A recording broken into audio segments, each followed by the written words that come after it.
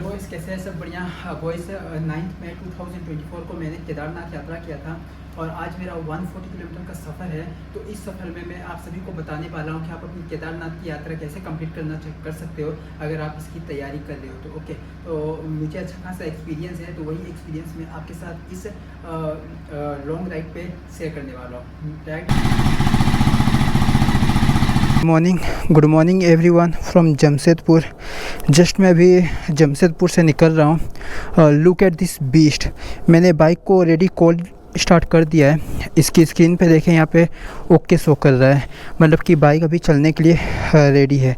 तो चलते जो इलाका है ये बिष्टुपुर है और बिष्टुपुर से जस्ट मैं अभी निकल रहा हूँ। मुझे अपने घर जाना है। मेन रोड मिल गई है और ये देखिए बिष्टुपुर कितना नीट एंड क्लीन है, फुल्ली नीट एंड क्लीन। अभी 6:50 हो रहे हैं सुबह के। तो this is a early morning ride.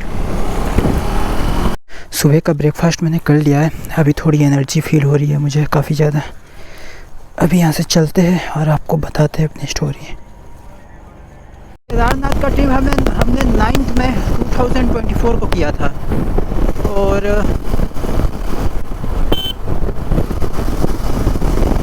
तो सबसे पहले अगर आप केदारनाथ का ट्रिप करना चाहते हो तो सबसे पहले आपको ऑनलाइन रजिस्ट्रेशन करनी पड़ती है। ओके, तो उसकी लिंक हो सके तो मैं डिस्क्रिप्शन में दे दूंगा। जब आपका ऑनलाइन रजिस्ट्रेशन हो जाता है तो उसकी PDF को आप अपने मोबाइल में सेव कर दें या फिर उसकी एक प्रिंट आउट निकाल लें, बिकॉज वहाँ पे नेटवर्क का थोड़ा इशू रहता है। तो सबसे पहले अगर आप कहीं से भी हो तो आप सबसे पहले दिल्ली आ जाओ अगर आप ट्रेन से आना चाहते हो तो। ओके, ट्रेन से आने के बाद आपको फिर वहाँ से बस पकड़ना पड़ेगा। बस आपको दिल्ली से मिल जाएगा हरिद्वार तक की बस। तो हरिद्वार गए आप, अगर आपको हरिद्वार घूमने का मन है तो हरिद्वार घूमें, वहाँ भी काफ़ी अच्छे घूमने की जगह है। वहाँ से ऋषिकेश भी सामने, या तो आप हरिद्वार में रुक जाए या फिर ऋषिकेश में रुक जाए।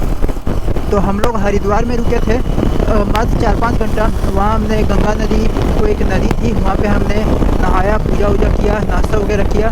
फिर हमें वहाँ से निकलना था सोनपरिया। तो हमारे पास सिर्फ 2 ही रास्ता था। सबसे पहले या तो हम अपनी प्राइवेट गाड़ी ले लें या फिर हम बस ले लें। अगर आप बस लेते हो तो आपको 550 रुपीज़ बस का किराया पड़ता है पर पर्सन। तो हम टोटल 9 लोग थे। तो हमने एक वहाँ पे 7 सीटर या 8-9 सीटर एक हमने बोलेरो ले ली, अपनी प्राइवेट गाड़ी ले ली और उसका जो हमें कॉस्ट पड़ा लगभग 11,000 रुपये पड़ा। और हरिद्वार से हमें सोनप्रयाग जाना था।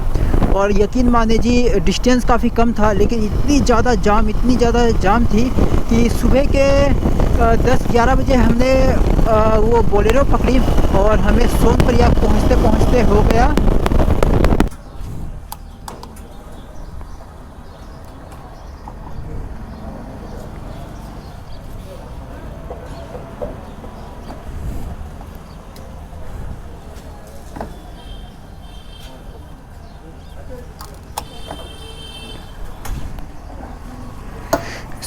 3.82 लीटर पेट्रोल आ गया। काफ़ी है, पहले भी पेट्रोल था और इसकी रेंज भी सही दिखा रही है।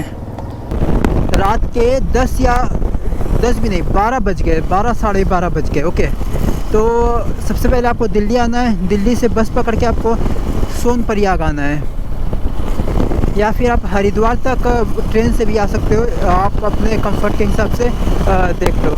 अगर आपको फ़्लाइट पकड़नी है तो आप देहरादून तक की फ़्लाइट पकड़ सकते हो, फिर वहाँ से आप सोनप्रयाग जा सकते हो। तो दिल्ली से आपको जाना है हरिद्वार या ऋषिकेश, फिर हरिद्वार से आपको जाना है सोनप्रयाग बस से या फिर अपनी प्राइवेट गाड़ी बुक करके। वहाँ पे ट्रेन वगैरह नहीं चलती। तो जैसे हम सोनप्रयाग पहुँचे तो हम लोग टोटल 9 लोग थे। तो हम लोगों ने रूम नहीं लिया बिकॉज उस समय भोलेनाथ का जो केदारनाथ का कपाट है वो जस्ट खुला ही था, 1-2 दिन ही हुई थी, तो काफ़ी ज़्यादा व्यवस्था। तो हमने बेड वाइज 400 रुपीज़ के हिसाब से, पर बेड के हिसाब से 9 बेड ले लिए। 3600 रुपये हमें पड़ा। और जी हमने सिर्फ 2 घंटा ही सोया। फिर हमें वहाँ से ट्रैक करना था टुवर्ड्स केदारनाथ, बिकॉज़ वहाँ से गाड़ी नहीं जाती, आपको पैदल यात्रा ही करनी पड़ेगी। तो पैदल यात्रा करने के लिए जिस होटल पे हम रुके थे, जिस होटल पे आप रुकोगे वहाँ पे लगेज रखने का ऑप्शन रहता है। तो आपको अपनी लगेज वहाँ पे रख देनी है और आपको एक कपड़े पहन के जाना है, पहन के पैदल यात्रा करना है, वही कपड़े पहन के आपको वापसी भी करना है। तो आप अपने साथ कपड़े कम कैरी करें, गर्म कपड़े ज़्यादा रखें और आपको एक फ्रेश कपड़ा रखना है अपने साथ भोलेनाथ का दर्शन करने के लिए। तो सुबह हम 4 साढ़े 4 बजे निकले थे। फिर वहाँ पे भी हमारी आईडी और हमारे पासेस चेक होते हैं, जो हमने ऑनलाइन रजिस्ट्रेशन किया था वो रजिस्ट्रेशन की पीडीएफ चेक होती है। और फिर हमने वहाँ से लाठी भी ख़रीद लिया था। फिर वहाँ से हम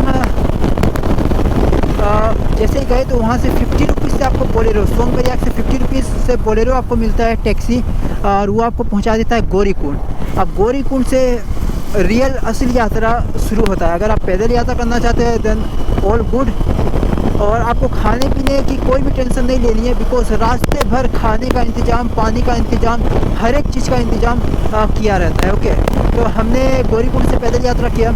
और जो लोग घोड़े खच्चर लेना चाहते हैं तो घोड़े खच्चर का रेट होता है 2300 रुपये, और वहाँ से आप पालकी भी ले सकते हैं। पालकी का रेट होता है 6500 रुपये। ओके, तो और एक ऑप्शन है घोड़ा खच्चर पालकी, 3 ऑप्शन है, और एक पिट्ठू जो कि आदमी अपने पीठ पे आपको ढोते हैं। तो मैं आपको रिकमेंड नहीं करूँगा, बिकॉज आप खुद नहीं चल पा रहे हो इतनी। केदारनाथ की पहाड़ी काफ़ी ज़्यादा कठिन है, तो मैं आपको ये रिकमेंड नहीं करूँगा कि आप पिट्ठू ले। लेकिन वो लोगों को कोई फोर्स नहीं करता, वो लोग खुद पैसे कमाने के लिए करते हैं, और वो आपके वेट के हिसाब से आपसे पैसे चार्ज करेंगे जो पिट्ठू वाले होते हैं। तो घोड़े का यहाँ पे जो रेट होता है वो 2300 रुपीज़ होता है। पालकी का 6 से 8000 के बीच या 10,000 भी जाता है वेट के हिसाब से, और पिट्ठू का भी 10-12 हज़ार, डिपेंड करता है आप कहाँ से चढ़ रहे हो। अगर आप थोड़ा सा वॉकिंग करना चाहते हो, आपको लगता है पूरा वॉक नहीं कर सकते हो, तो आप 4-5 किलोमीटर की वॉकिंग कर लो, और आपको रास्ते में भी घोड़े खच्चर मिल जाएंगे। ऐसा नहीं है कि आपको गौरीकुंड में ही मिलेगा और रास्ते भर नहीं मिलेगा, तो पूरे रास्ते आपको घोड़े खच्चर हर एक जगह पे मिल जाएंगे सवारी के लिए। तो आप वॉक भी कर सकते हो, फिर घोड़े खच्चर की यात्रा भी कर सकते हो अगर आपको लगे मैं और चल नहीं सकता हूँ। तो ये यात्रा मैंने पूरी पैदल यात्रा की थी। सुबह 4:30 बजे निकले थे। ये सारे चेकिंग वगैरह में टाइम लग गया और बज गए जी 6 साढ़े 6 से पहले हम सारे दोस्त गए, और सारे दोस्त एक दूसरे से बिछड़ गए। नेटवर्क तो था ही नहीं। और खाने का रेट जैसे जैसे आप ऊपर चढ़ाई करोगे, जैसे जैसे हाइट बढ़ती रहेगी, वैसे वैसे खाने पीने के दाम भी बढ़ते रहेंगे। सपोज़ आलू पराठा हमें केदारनाथ में 100-110 रुपये का मिल रहा था, और हर एक चीज़ का रेट 2 गुना 3 गुना था। ओके, तो उस हिसाब से आप अपनी बजट को तय कर लें। और जो लोग स्मोक वगैरह करते हैं वो सिगरेट भी 10 रुपये की सिगरेट 30-40 रुपये की वहाँ पे मिल रही थी। तो ये सारी चीज़ है। तो खाने पीने का तो बिल्कुल आपको टेंशन लेना है नहीं। तो फिर हमने पैदल यात्रा किया, और काफ़ी जी हालत ख़राब हो गई। मेरे साथ एक बैग भी था, और मैंने बैग में थोड़ा ज़्यादा सामान ले लिया था, मुझे कम लेना चाहिए था। तो मेरी तो बिल्कुल हालत ख़राब हो गई थी। फिर मैं जैसे तैसे करके 5 साढ़े 5 बजे केदारनाथ पहुंच गया। और जब मैं केदारनाथ से 1 या 2 किलोमीटर पीछे था, मेरी पूरी हिम्मत ख़त्म हो गई, मेरे पाँव दुखने लगे। मुझे लगा अब वो 1 किलोमीटर का सफ़र भी मुझे 10 किलोमीटर जितना लग रहा था कि अब नहीं होगा। लेकिन धीरे धीरे करके मैंने वो सफ़र भी कर लिया। सबसे पहले मेरा एक फ्रेंड गुरुदेव पहुंचा, और उसके बाद मैं पहुंचा, और बाकी दोस्त 7 साढ़े 7 बजे पहुंचे। तो सुबह एक्चुअली 7 बजे निकले थे, और 5 साढ़े 5 में मैं पहुंचा, बाकी लोग 7:30-8 बजे पहुंचे। तो इट डिपेंड्स ऑन यू कि आप किस स्पीड से उस चढ़ाई को चढ़ सकते हैं, और आपकी कैपेसिटी कितनी है। ओके,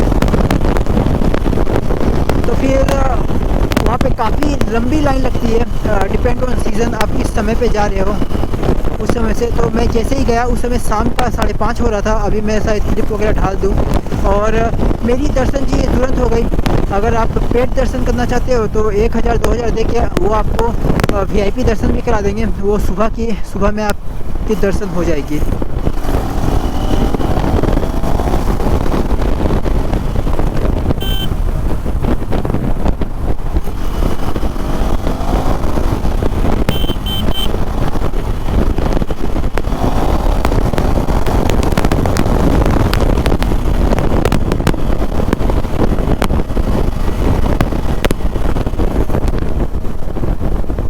तो मैंने कोई भी पेड दर्शन नहीं किया, और मैंने जिस दिन पैदल यात्रा शुरू की उसी दिन मेरा दर्शन हो गया, बट मेरे फ्रेंड्स का दर्शन नहीं हुआ था, सो मैं दूसरे दिन भी वहाँ पे रुक गया। और यहाँ पे आपको बता दूँ, जो रहने का जो कॉस्ट है वो डिपेंड करता है। अगर बारिश नहीं हुई तो आप वहाँ पे टेंट ले सकते हो, और वॉशरूम के लिए सरकारी वॉशरूम, गवर्नमेंट वॉशरूम आपको वहाँ पे मिल जाएगा। और मैंने दूसरे दिन भी दर्शन किया, और इतने ठंडे -1 डिग्री सेल्सियस में मैं नहा के दर्शन किया, because I was too much excited for this. तो जब मैं नहाया ठंडे पानी से, गर्म पानी के लिए थोड़ा वेट करना पड़ता, और गर्म पानी का जो कॉस्ट था वो 200 रुपये एक बाल्टी का था, तो मैं वेट नहीं किया, मैंने ठंडे पानी से नहा लिया, और मेरी जो दिमाग सुन पड़ गई। तो ये सारे, इसके ऊपर मैंने पूरा एक ब्लॉग बनाया है केदारनाथ यात्रा के ऊपर, वो आप देख सकते हैं और रिलेट कर सकते हो अपने आप। तो फिर जो रहने का जो कॉस्ट हमें पड़ा वो टेंट के हिसाब से पड़ा। अगर आप सिंगल हो तो आपको 600 रुपये पर टेंट मिलेगा, अगर आप 2 लोग हो तो 400 रुपये। तो हमें हर एक पर्सन का 400 रुपये ही टेंट के हिसाब से मिला था, और हमने टेंट में ही स्टे किया था। कोई ठंड काफ़ी ज़्यादा थी, तो उसके हिसाब से वो लोग कंबल चादर वगैरह देते हैं टेंट वाले, तो उसकी कोई दिक्कत नहीं है। अगर आप फैमिली के साथ प्राइवेट रूम लेना चाहते हो तो प्राइवेट रूम का 5000 से रूम का रेंट स्टार्ट होता है, तो उस हिसाब से आप अपना बजट देख लेना।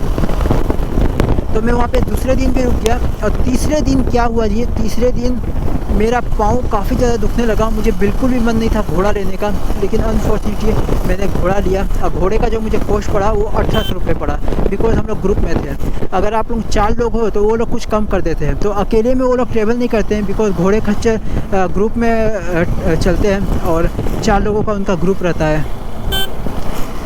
तो वहाँ से 4 घंटे में उस घोड़े ने मुझे सोनप्रयाग पहुँचा दिया, और सोनप्रयाग से मैं सीधा बस पकड़ा, 550 रुपये रेंट था, और मैं पहुँच गया ऋषिकेश। तो यहाँ मेरी केदारनाथ की यात्रा ख़त्म हुई।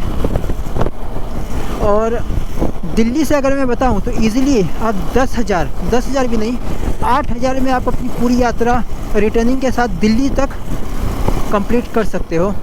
अगर आप महंगे रूम लोगे तो उस हिसाब से आपको अपना बजट तय करना पड़ेगा, बट 8,000 मिनिमम।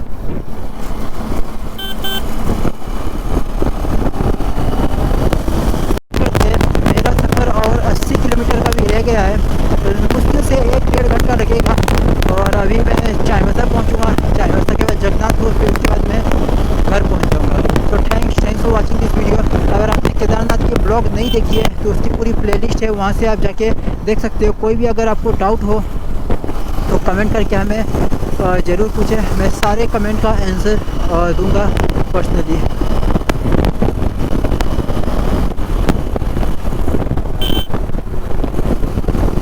हाँ देखिए, अगर आपको ये केदारनाथ का ब्लॉग देखना है तो आप डिस्क्रिप्शन में लिंक दिया गया है, वहाँ से आप देख सकते हो इसकी वीडियो। और अगर आप कोई भी डाउट हो, कुछ पूछना हो तो हमें कमेंट करके ज़रूर बताएं, क्वेश्चन करें, मैं सारे कमेंट पढ़ता हूँ।